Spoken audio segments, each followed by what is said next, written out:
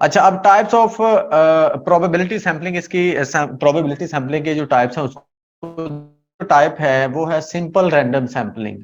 Simple random sampling ये क्या होता है? This is the most straight forward method of probability sampling.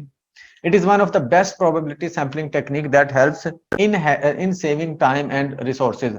ये मतलब एक अच्छा मेथड या अच्छी टेक्निक है सैम्पलिंग, जो कि आपका रिसोर्सेज और टाइम बचाती है। Every member of the population has an equal chance of being selected and the selection is made entirely at random. Randomly select किया जाता है, तो इसलिए सबके चांस होते हैं।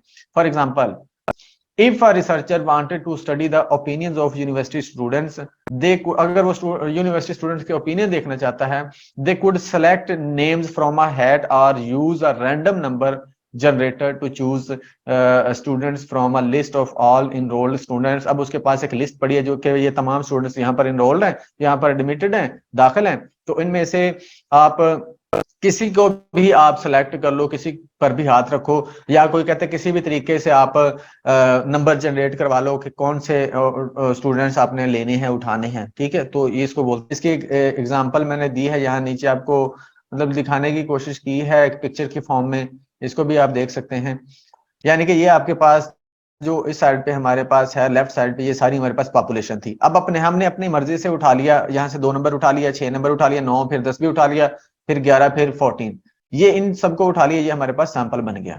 ठीक है, यानी कि यहाँ पर इन सब का चांस है, इनमें से हम किसी को भी उठा सकते थे। हमने 4 लेने थे ना, या 5 लेने थे, 5 लेने या 4 लेने, इनमें से किसी भी 5, किसी 4 को भी हम उठा सकते हैं, हमारी मर्जी है। ठीक है, यानी कि सबका ही चांस है इक्वली कि वो सब में से, यानी कि ये नहीं हो सकता, हम ये नहीं कह सकते पहले वाला तो बिल्कुल नहीं आ सकता, हो सकता है हम इसको उठा लेते, हो सकता है हम इसको उठा लेते।